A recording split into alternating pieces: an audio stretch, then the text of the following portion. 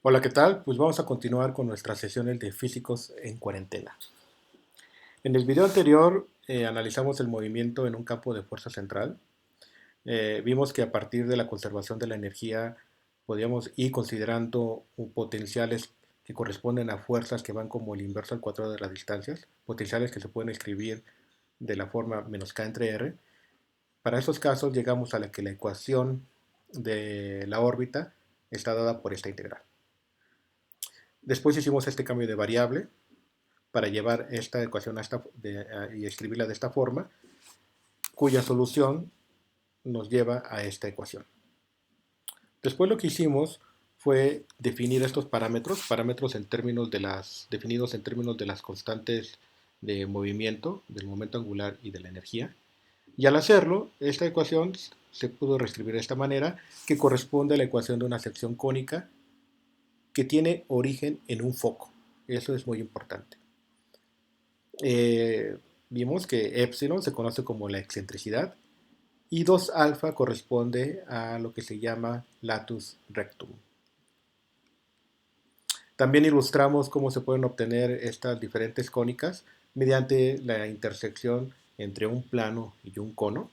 Podemos intersectar el plano aquí para obtener la circunferencia, inclinar el plano para obtener la elipse y así sucesivamente para obtener las otras cónicas.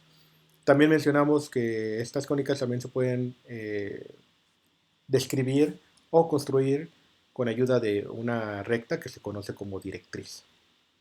Ilustramos el ejemplo de la elipse, para el cual todos los puntos de la elipse satisfacen una propiedad en común. Esta propiedad es que la distancia entre un punto de la elipse al foco, entre la distancia de ahí de ese punto a la directriz, este cociente de distancias permanece constante.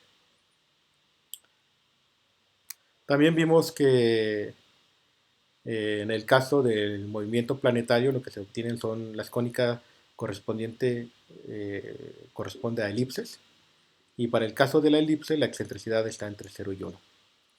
¿De acuerdo? Aquí vemos que A es lo que se conoce como el semieje mayor, B el semieje menor, y la distancia que hay del origen a un foco está dada por el producto de A por epsilon. Aquí vemos alfa, alfa es la mitad del latus rectum, eh, que vemos que es una recta que pasa por el foco y es paralela a la directriz, que vendría siendo una recta que pasaría eh, situada a un costado de la elipse. Vimos también que los semiejes de la elipse se pueden escribir o dependen de las constantes de movimiento. Así el semieje mayor depende de E y el semieje menor depende tanto de L como de E. De la segunda ley de Kepler, integramos, resolvimos para T, integrando en un periodo, y encontramos que el periodo está dado por esta expresión. Más adelante vamos a retomarla, ¿eh? Esta expresión la vamos a retomar más adelante, ¿de acuerdo? Y vimos que esta misma se puede escribir de esta forma, que es la más popular, la cual nos dice que el cuadrado del periodo de revolución de un planeta es proporcional al cubo del semieje mayor de la órbita. Esta es precisamente la tercera ley de Kepler. Bueno, lo que vamos a ver ahora vamos a continuar con el caso de fuerzas que van como el inverso al cuadrado, como es el caso de la fuerza de gravitación universal. Vamos a considerar el caso en que la ecuación de la cónica corresponde a una elipse, es decir, el parámetro epsilon está entre 0 y 1. Y para este caso, las leyes de Kepler se enuncian a continuación. La primera dice que los planetas se mueven en órbitas elípticas, el Sol está colocado en uno de los focos de la elipse. La segunda ley de Kepler nos dice que los planetas, el radio vector que va del Sol al planeta, barre áreas iguales en tiempos iguales, es decir, en el tiempo que el planeta se mueve de esta posición a esta posición, el radiovector barre esta área, y en ese mismo intervalo de tiempo, si el planeta se hubiera encontrado aquí, se hubiera movido a esta posición, y esta área vendría siendo la misma que esta. La tercera ley de Kepler nos dice que el cuadrado del periodo de revolución de un planeta es proporcional al cubo del semieje mayor de la órbita del planeta. Es decir, es esto que estamos escribiendo aquí. En el caso del movimiento de un planeta alrededor del Sol, M2 corresponde a la masa del Sol, M1 a la masa del planeta, M2 es mucho mayor que M1, entonces esto se puede aproximar de esta manera. Algo similar ocurre cuando consideramos el movimiento de satélites artificiales alrededor de la Tierra, donde la masa de la Tierra es mucho mayor que la masa del satélite artificial y entonces tenemos una expresión parecida. Bien, ahora, bueno, ya sabemos que las órbitas del planeta son elipses, ya sabemos que el periodo de revolución de un planeta depende del tamaño de la órbita y pues ahora lo que queremos saber es, pues dada una condición inicial, pues podemos preguntarnos después de un cierto tiempo dónde se va a encontrar localizado el planeta. ¿De acuerdo? Este es lo que se conoce también como el problema de Kepler, ¿no? Para resolver ese problema vamos a retomar la construcción de la elipse, pero ahora en términos de otro parámetro, en términos de este ángulo que se conoce como anomalía central. Vean que nosotros podemos describir o encontrar las coordenadas de este punto si nosotros nos auxiliamos de una circunferencia de radio B inscrita dentro de una circunferencia de radio A. Y entonces de esta construcción podemos ver que las coordenadas de este punto, la coordenada en X, se puede escribir como este producto, como A coseno de phi, ¿verdad? Que es la distancia que va de aquí a acá. Y la coordenada Y de este punto, pues viene siendo B seno de phi. Estas son las ecuaciones paramétricas de una elipse centrada en el origen. Ahora, ¿se acuerdan de la ecuación de la cónica que vimos en el video anterior? Esa cónica estaba centrada en uno de los focos de la elipse. Entonces, pues vamos a simplemente trasladar el origen de esta elipse a uno de los focos. Sabemos que la distancia que hay de aquí a acá está dada por A por epsilon. Y entonces, esta ecuación que aparece aquí viene siendo las ecuaciones paramétricas de una elipse cuyo origen se encuentra en uno de los focos. Ahora vean aquí la diferencia entre estos dos ángulos. Este es el que se conoce como anomalía central y este, que es el que estuvimos empleando durante las sesiones anteriores, se conoce como anomalía verdadera.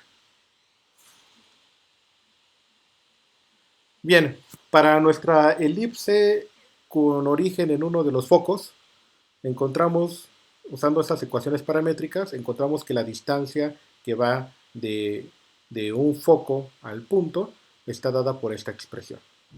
Y esta viene siendo la ecuación de esa elipse. Esta ecuación es distinta a la que habíamos obtenido previamente. Y es distinta pues porque estamos usando diferentes ángulos para describirla. Aquí tenemos, repito, la anomalía central, eh, la ecuación definida en términos de la anomalía central, y esta es la ecuación definida en términos de la anomalía verdadera. Ok, continuamos con esta ecuación usando estas ecuaciones paramétricas. De la segunda ley de Kepler sabemos que esto es constante, ¿sí? Es decir, dos veces A punto va como L entre mu, y L entre mu es igual a la magnitud de R cruz B, ¿sí? Y la magnitud de R cruz B, entonces lo que estamos diciendo es que la magnitud de R cruz B es simplemente dos veces A punto y esto es constante. ¿De acuerdo? Usando estas ecuaciones paramétricas, de aquí llegamos al siguiente resultado. Es decir, la derivada respecto del tiempo de la anomalía central está dada por esta expresión, donde L es el momento angular, mu la masa reducida, AB es el área de la elipse. Aquí tenemos la excentricidad y aquí tenemos el coseno de la anomalía central. Nosotros podemos resolver esta ecuación por el método de separación de variables y hacemos uso de que tau está dado por esto. ¿Se acuerdan que les mencioné que íbamos a usar esta relación? Bien, pues sustituyendo tau aquí e integrando, llegamos a que phi satisface esta ecuación que se conoce como ecuación de Kepler. Vean que estamos integrando de 0 a phi y estamos integrando de 0 a t. Es decir, con esta ecuación podemos conocer el tiempo medido en días, en horas o en años, en que un planeta o un satélite que orbita alrededor de la Tierra pasará por el punto en su órbita correspondiente a una phi dada. O bien podemos saber en dónde se encontrará el planeta a un tiempo dado.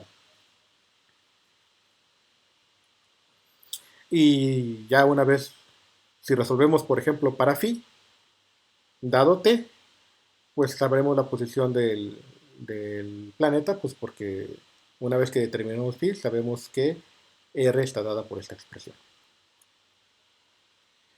Si deseamos expresar nuestras soluciones en términos de la anomalía verdadera, es decir, en términos de teta, entonces lo que necesitamos es conocer una relación entre teta y phi, pero esta la podemos obtener a partir de las ecuaciones de la elipse. ¿Ah? R tiene que ser igual a esta R, porque es la distancia que va del origen, o del foco, en este caso, del origen situado en el foco, al planeta. Entonces, R es la misma. Entonces, esta expresión es igual a esto. Entonces, igualando estas dos expresiones, encontramos teta en función de phi o viceversa. Ahora bien, como tarea lo que tienen que hacer es elegir un planeta del sistema solar y van a escribir un programa que, dadas unas condiciones iniciales, nos proporcione las coordenadas del planeta para un tiempo dado en días, por ejemplo, o en años, si es el caso. Es decir, ¿qué es lo que quiero que haga el programa? El programa quiero que me diga, dame una condición inicial. Entonces decimos, bueno, phi la voy a tomar como 0 en ese punto.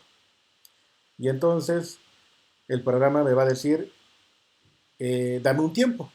Entonces yo puedo decir un mes, puedo decir 15 días o puedo decir 1.3 años.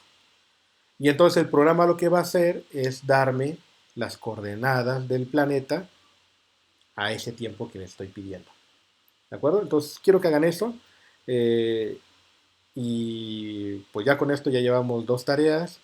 Les estoy pidiendo que los hagan en programas porque tienen que practicar su programación, tienen que aprender a decir a una computadora, eh, darles instrucciones, que les dé información, que sepan interpretarlo y van a saber que con el tiempo es mucho más viable trabajar de esta manera que a...